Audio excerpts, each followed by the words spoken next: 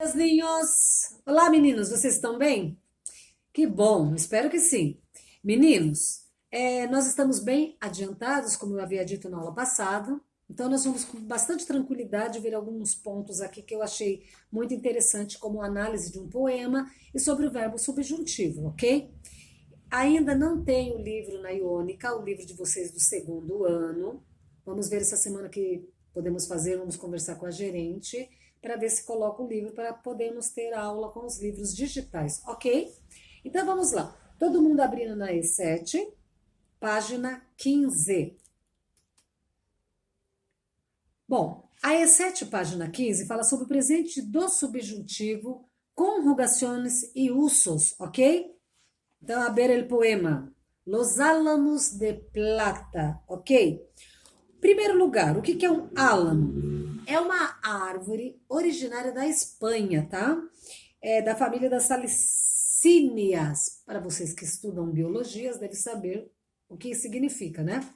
Bom, então álamos são as cidades. Se você observar o desenho, tem uma árvore que está bem à beira do rio. Algumas árvores também do outro lado, certo? Então, los álamos de plata, vamos a ler o poema. Los álamos de plata se inclinam sobre el agua. Sempre falamos el agua e não el água, ok? Porque você emenda, el agua. Então, los álamos de plata se inclinam sobre el agua. Ellos todo lo sabe, pero nunca hablarán. El lirio de la fuente no grita su tristeza. Todo es más digno que la humanidad.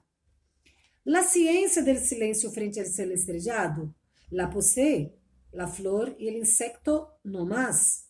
La ciencia en los cantos por los cantos la tienen los bosques rumorosos e las aves del mar. E assim vai o poema. Aí ele fala sobre o rocio, ele fala sobre o calce. Então, vamos entender. Primeiro, vocês já sabem que é álamos, porque são palavras diferentes que não encontram aqui. Vocês vão ler esse poema bem detalhado, que senão vamos tomar quase toda a nossa aula, né? E você vai depois interpretar o que quer dizer cada frase, cada estrofe do poema. Por exemplo, quando fala do outro lado, na página do lado direito, fala assim, no início, frente a la noche negra para que nos linemos de rocio imortal. O rocio que eles falam é o orvalho que cai, tá? Na noite, na madrugada, o orvalho. E embaixo, no antepenúltimo verso, diz assim: como el agua de cauce fica em eternidade. Ele fala sobre o cauce, o leito do rio. Ok. Então vamos lá. Esse poema belíssimo é de Garcia Lorca, tá? Ele nasceu em Andalucia, na Espanha, ok, no sul. Ele nasceu em 1898 e morreu em 1836. Mediante aquela guerra espanhola que houve na época, ele foi assassinado, infelizmente, né? Vamos para a página 16. Na página 16, vamos contestar questões. Com que elementos da natureza compara Lorca, que é o autor, a humanidade em la primeira estrofa? Vamos lá. Essa primeira eu vou fazer com vocês para dar uma aquecida, ok? A primeira, talvez a segunda. Então vamos lá, letra A. De novo, com que elemento da natureza compara Lorca à humanidade? Ele faz uma comparação logo no início da primeira estrofe. Ele compara o ser humano com a natureza. Qual parte que é? Quando ele fala a humanidade dos álamos e al lírio. Então ele fala, ele vê humanidade nas árvores e nos lírios. Quando ele fala na primeira estrofe, percebe que ele fala assim, dos álamos de plata se inclinam sobre el água, que a árvore está pendendo para o lado do rio, ela está caindo um pouquinho, né? Eles todos lo sabem, pero nunca hablarão. Ou seja, eles sabem, mas não falam. El lírio de la fuente não grita sua tristeza. Tudo é mais digno que a humanidade.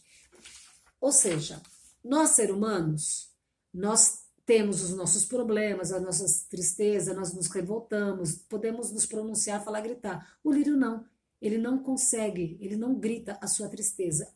Ele sabe que ele está fixo, não pode sair dali, mas ele não grita a sua tristeza, ele continua sendo belo como é, ok?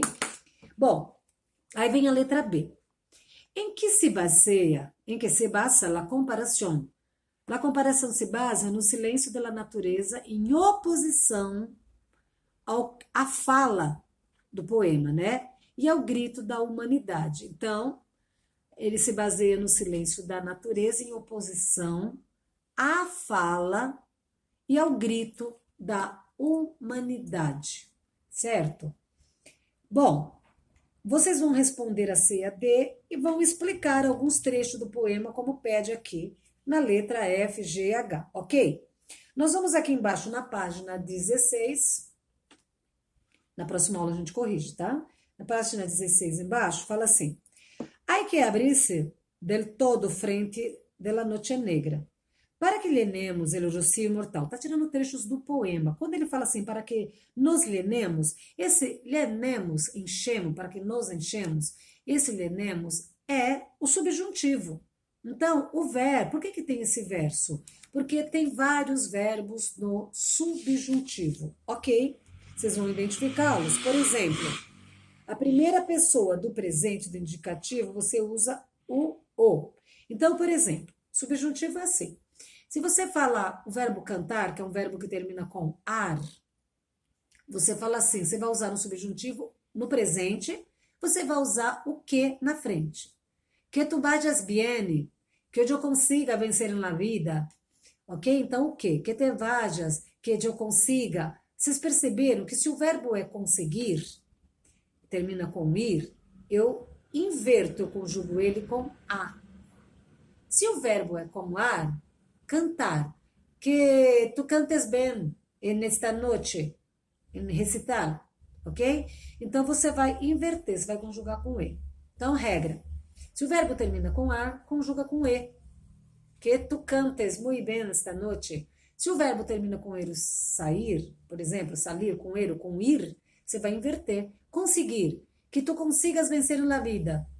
O que está na frente e o verbo conseguir foi para a. Consigas. Ok? Então, essa é a regra. Aí tem aqui o verbo embaixo conjugado. Lenar, que eu liene, que ele, tu lienes, que ele liene. Ou seja, que nós lenemos. E assim vai. Aí tem o verbo a ser da mesma forma que eu acabei de explicar. Ele terminou com er. Então, você vai inverter. Então, o verbo a ser é um verbo irregular.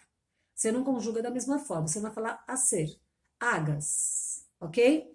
Então, que eu hagas, que tu hagas, que ele haga. Que nem o verbo ser, que tu, o verbo ir. Que tu vayas, que ele vayas, que nós vayamos. Certo?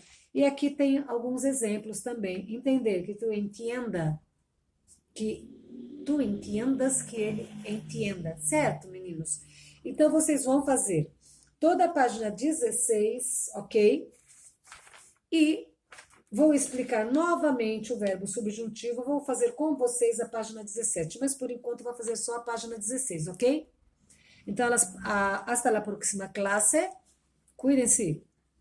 Beijos, niño.